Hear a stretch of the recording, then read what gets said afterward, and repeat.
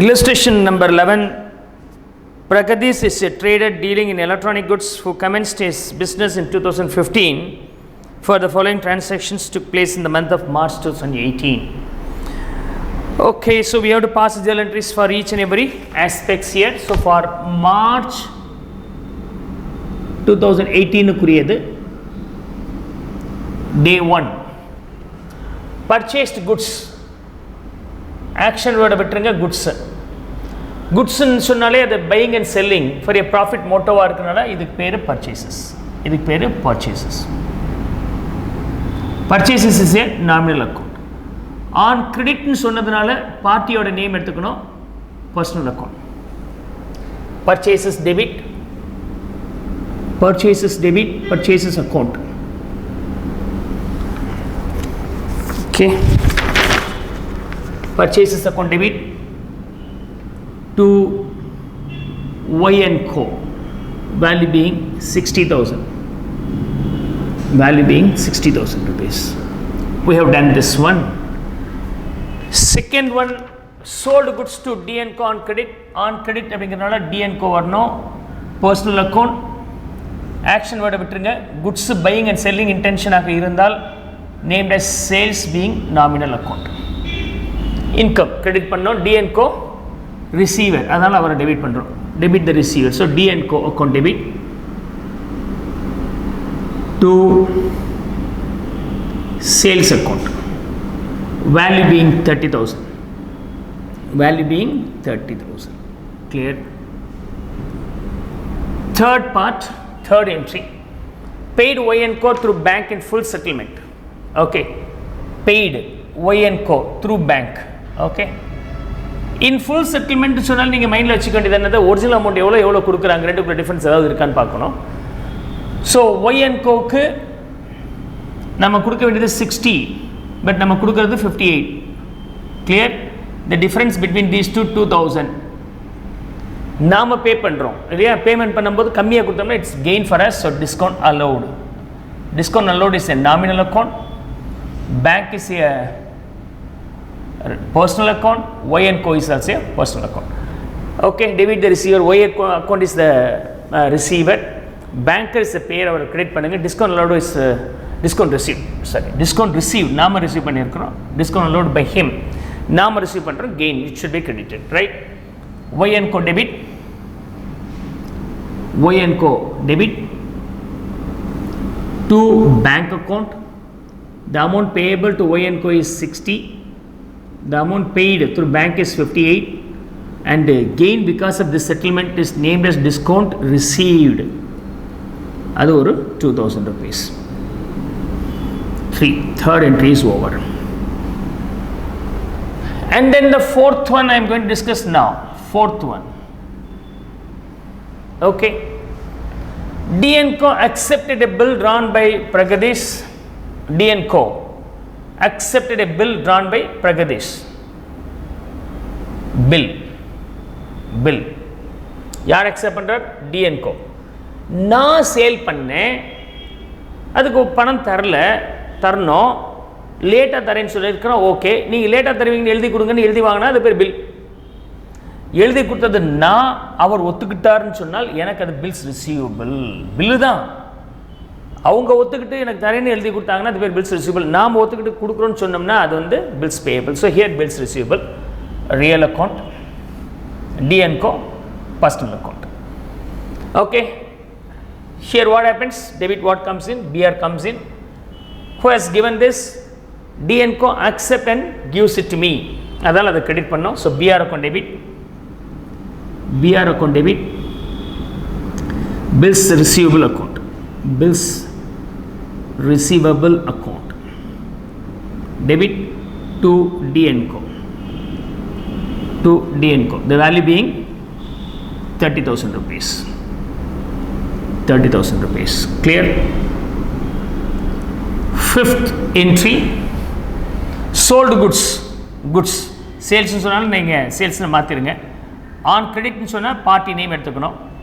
Right, party name. இது வந்து personal account, sales வந்து nominal account. P account debit, P account, sorry, L account debit to sales. The value is 20,000. The value is 20,000. Clear? Fifth one is over.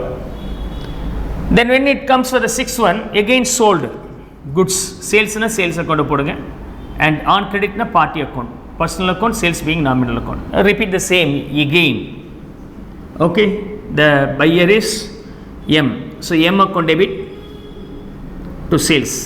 Repeat பண்ணிட்டேன், ஒன்றும் difference இல்லை, அதே மாதிரி தான் value மட்டும்தான் டிஃப்ரென்ஸ். இங்கே value and party names are different. Okay, seventh one, received a cheque from M. Cheque வந்துருச்சு அப்படின்னு சொன்னாக்க அண்ட் டெபாசிட்டட் த சேம் இன்டு த பேங்க்னு சொன்னால் this is the clue that you have to take the bank. Full settlement வந்தாலே உங்கள் மைண்டில் என்ன வரணும், ஒரிஜினல் அமௌண்ட் எவ்வளோ கொடுக்குறாங்க, ரெண்டுக்குள்ள டிஃப்ரென்ஸ் ஏதாவது இருக்கான்னு பாருங்கள். யார் கொடுக்குறா? From M. M is the personal account, bank is also personal account, cheque is a clue. Okay, cheque is a clue that we have to take the bank account அப்படிங்கிறதுக்காக. Bank கொடுக்கலனாலும் பேங்க்னு எடுத்துக்கலாம். ஆக்சுவலாக M account received a cheque நாம் receive பண்ணியிருக்கிறோம் அப்படின்னா M கிட்டேருந்து எனக்கு வர வேண்டியது 40, அந்த 40க்கு 30 தான் வந்திருக்கு, 39 தான் வந்திருக்கு. அப்போ ரெண்டுக்குள்ள டிஃப்ரென்ஸ் வந்து 1000. கிளியர்? ரிசீவ் பண்ணும்போது கம்மியாக ரிசீவ் பண்ணால் எனக்கு expenses. This is named as discount allowed nominal account. Discount allowed nominal account. Nominal account நமக்கு லாஸ் மாதிரி நாம் அலோவ் பண்ணியிருந்தால் டெபிட் பண்ணி ஆகணும். So debit the receiver, credit the giver. Giver is M. So அவரை கிரெடிட் பண்ணுங்கள். யார் ரிசீவ் பண்ணிக்கிறாருன்னா அவர் கொடுத்த பணத்தை பேங்க் ரிசீவ் பண்ணிடுறார், அவரை டெபிட் பண்ணுங்கள். இதனால் எனக்கு ஒரு லாஸ் வந்திருக்கு, ஒரு 1000 rupees. That loss will be debited to the discount allowed account. Right? So bank account debit, bank account debit, discount allowed account debit, discount allowed account debit, bank account debit, discount allowed account debit to M account. 40,000, 39,000 and 1,000. Clear? I hope so. Could not understand the seventh one. Eighth one, goods returned to Y and Co. So Y and Co is a personal account. Return பண்ணிட்டீங்க. நீங்கள் return to நீங்கள் return பண்ணியிருக்கிறீங்க. எப்போ return பண்ண முடியும்? Purchase பண்ணியிருந்தா return பண்ண முடியும். பர்ச்சேஸ் பண்ணால் பர்ச்சேசஸ் அக்கௌண்ட் இல்லையா? பர்ச்சேசஸ் அக்கௌண்ட் போடுவீங்க. குட்ஸுக்கு பதிலாக பர்ச்சேசஸ். பர்ச்சேஸ் பண்ணும்போது பர்ச்சேசஸ், அதே குட்ஸு சேல்ஸ் பண்ணும்போது ஸோ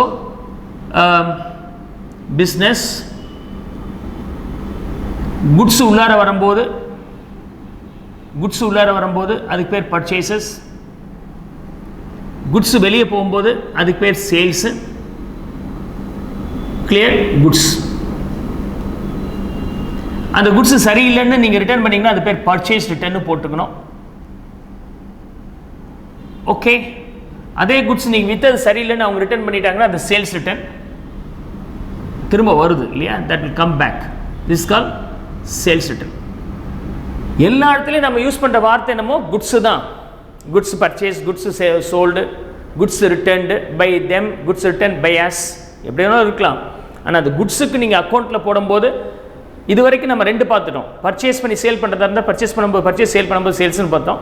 அது ரிட்டர்ன் ஆகும்போது இப்போ பார்க்க போகிறோம் இந்த இல்லஸ்ட்ரேஷன். பர்ச்சேஸ் ரிட்டர்னும் சேல்ஸ் ரிட்டர்னும் சேஞ்ச் வருது. இங்கே வந்து goods return to Y and co நாம ரிட்டர்ன் பண்ணியிருக்கிறோம். அப்போ பர்ச்சேஸ் ரிட்டர்ன். குட்ஸுக்கு பேர் பர்ச்சேஸ் ரிட்டர்ன். இதுவும் நாமினல் அக்கௌண்ட் தான். This is also nominal account. Purchase பண்ண எக்ஸ்பென்சஸ் ரிட்டர்ன் பண்ண இன்கம் மாதிரி பணம் வந்துடும் இல்லையா? ஸோ அப்போ அதை கிரெடிட் பண்ணிவிடுங்க. ஒய் அண்ட் கோவை டெபிட் பண்ணுங்கள். Debit the receiver. நான் கொடுக்குறேன், அவர் ரிசீவ் பண்ணிக்கிறார், அதனால் அவரை டெபிட் பண்ணுறோம். So Y and Co debit, Y account debit to purchase return, to purchase return. The value being 4,000. Clear? Then finally another two more illustrations, exercises are there. Ninth one, L became insolvent and only 90 paise in a rupee is received by cash. Cash வருது. L is a personal account, cash is a real account. ஆனால் full settlement 90 paise in a rupee ன்னு சொன்னால் ஒரு ரூபாவுக்கு 90 பைசா. அப்போ 100 ரூபா இருந்தால் 90 ரூபா, 1000 ரூபா இருந்தால் 900 ரூபா வருதுன்னு அர்த்தம். வராமல் போகிற அந்த பேலன்ஸ் பேர்.